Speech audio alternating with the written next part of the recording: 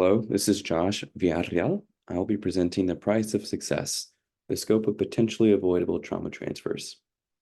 An interfacility transfer occurs when an initial medical team stabilizes a patient but is unable to take care of their definitive management, so they transfer them to a higher level of care to a receiving or an accepting center. An interfacility trauma transfer that has little impact on patient outcomes can risk overextending busy trauma centers and add to additional costs.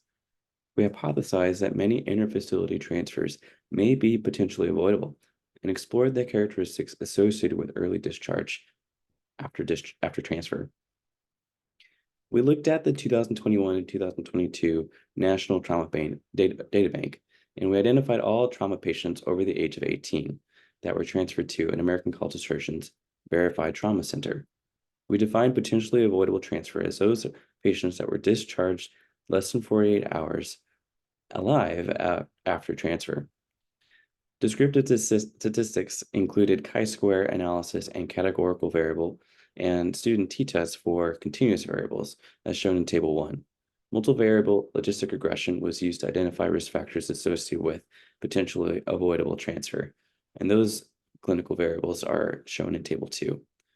We looked at medical transportation costs estimated from U.S. Accountability Office reports and industry reports as well. In total, in our whole cohort, we found almost 2 million patients in the 2021-2022 data set, of which 22% had an interfacility transfer and 78% did not. Transferred patients were most likely male. They were more severely injured with injury severity scores greater than 15, yet were less likely to have died. Of the transferred patients, including 135,000, those patients stayed less than 48 hours. And a subset of this group, about 40%, were discharged from the emergency department.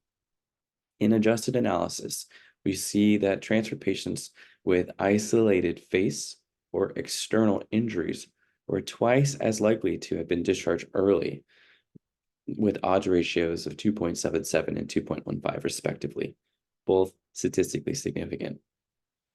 For our cost analysis, we see that the estimated average charges for medical transportation alone in the transfer group was $285 million annually, and the admissions for these patients accounted for a cumulative of more than 73,000 days annually. Many trauma transfers in the United States are potentially avoidable and are costly. Isolated face and external injuries were associated with potentially avoidable transfer.